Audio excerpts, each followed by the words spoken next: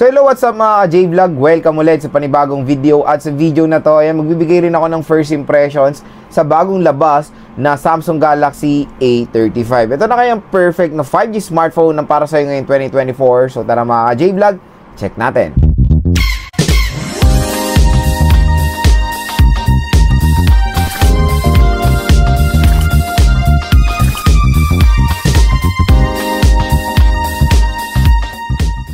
So yan, maraming salamat nga sa Samsung sa pag-invite sa akin sa kanilang media event sa A-Series. So yun nga, naimbitahan tayo ni Samsung pumunta para makita first hand ang Samsung Galaxy A35 and the Samsung Galaxy A55. So yes, official na pong lumabas dito sa Philippines yung dalawang A-Series ngayon ni Samsung at available na po ito ngayon sa market.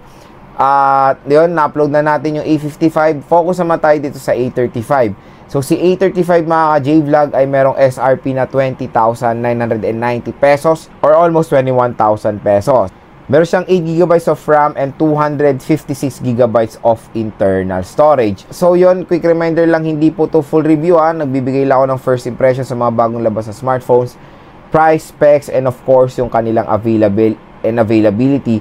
Since etong si Samsung Galaxy A35 ay nakita natin first hand, kaya napaganda rin magbigay ng first impression dahil gamit ko rin naman siya ng kahit saglit dun sa media event ni Samsung. So yun, kung interesado rin kayo dito sa smartphone na to, huwag kayong mag-alala, ilalagay ko po yung link niya sa description. Ang pinaka napansin ko una agad mga J-Vlog is yung A35 and yung A55, hindi po sila ganun talaga nagkakalayo when it comes sa design. Dahil nung nandun ako sa event, inawakan ko siya, akala ko A55 yung hawak ko, A35 pala. Same lang kasi sila na meron parang bago doon sa gilid nila na uka na hindi ko maintindihan, for grip ata yun or something. Useful pa yan sa ibang bagay. Pero I think, para sa pag-handle yan ng smartphone. Sa camera naman, hindi sila nagkakalayo gaano ni A55. Dahil same lang sila na merong 50 megapixel. Dito sila nagkaiba sa ultra wide. Dahil si A35 ay merong 8 megapixel ultra wide. Tapos si A55 ay merong 12 megapixel.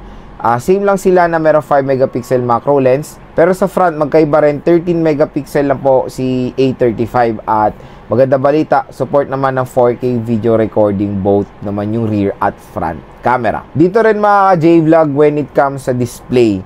Sa display, hindi rin sila nagkakalayo ni A55. Both na merong 6.6 inches. AMOLED, Super AMOLED display na merong resolution na Full HD+, 1080 by 2340 pixels. Na support ang 120Hz screen refresh rate. So, OS naman out of the box, naka Android 14 siya with One UI version 6.1. Sa chipset, ito, Exynos din mga J-Vlog, same din sa A55. Meron siyang Exynos 1380 na merong octa-core CPU na merong clock speed na up to 2.4 GHz. And ito, sa A35, naka-Mali G68 siya na doon sa A55. Bago lang sa pandinig ko yung Eclipse chipset. So, yun. Dito sa A35, familiar ako sa GPU niyan, yung Mali G68 dahil ilang beses ko na na-try yan. And of course, perfect na perfect din pang gaming yung ganyan GPU, kaya expect nyo na maganda rin ang gaming performance ng Samsung Galaxy A35. Ang magandang balita, in-display fingerprint scanners pa rin si Samsung Galaxy A35. Meron siyang dual biometrics, meron tayong face unlock and fingerprint scanner. So yung fingerprint scanner nga ay in-display at meron siyang dual stereo speakers din. Maganda rin yung colors na available na itong si Samsung Galaxy A35. Marami kayong pagpipilian dito. At pagdating sa battery, meron tayong 5,000 mAh na removable battery na support ang 25W fast charging. So next naman mga J-Vlog, pag-usapan natin yung first impressions natin ngayon dito sa Samsung Galaxy A35. Number 1, sa kanyang display.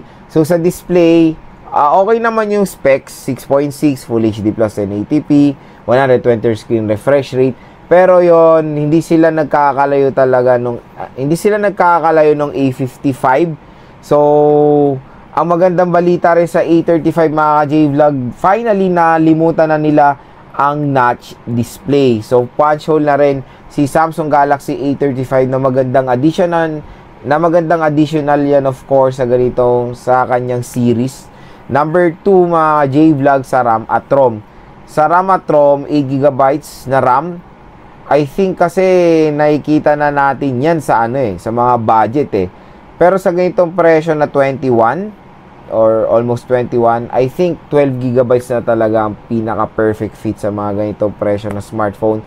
12 gig 256 acceptable pa yan, and 12 gig of course and 512 ang pinaka-the best option when it comes sa ganitong presyo. Kasi mga ibang kalaban ni Samsung, 12 gig 512 na ino-offer tapos mas mura pa. So sana level up kahit naman sa RAM, 12 gigabytes na sana ang binigay nila para mas ma-enjoy pa ng consumers. Number 3 sa kanyang design and aesthetics. Napakaganda po ng design of course ng Samsung Galaxy A series for me. Very minimalist pero attractive siyang tingnan mga ka-J-Vlog. At ang maganda sa likod ng A35 na adapt niya na ang A54. Glass na po ang back cover ng A35. Dinisregard na nila ang plastic material. So magandang balita yan. Nag-glass na rin ang likod nitong A35 for more premium build. At mas okay yung NFC of course pag glass ang likod nyo. Number 4 sa kanyang camera performance. So yun, na-try rin natin sa event si A34. Maganda rin po ang camera performance ng A34. Hindi sila nagkakalayo ng performance si A35 when it comes sa camera. Same din ng mga features ng camera software. Meron tayong pwedeng mabura yung likod, meron tayong single take, yung dual, yung dual video. Yung rear at front pwedeng pagsabayin mag-video. So perfect na perfect din for content creators etong si Samsung Galaxy A35. Maganda rin yung features na ma-offer niya when it comes sa kanyang camera. So yun lang mga ka-J-Vlog yung first impressions ko sa Samsung Galaxy A35. So yun, hopefully ma-review and unbox game test din natin ito smartphone to. Kaya stay tuned lang mga ka-J-Vlog. At kung interesado kayo dito sa Samsung Galaxy A35, kung kayo mag-alala, ilalagay ko po yung link niyan sa description box.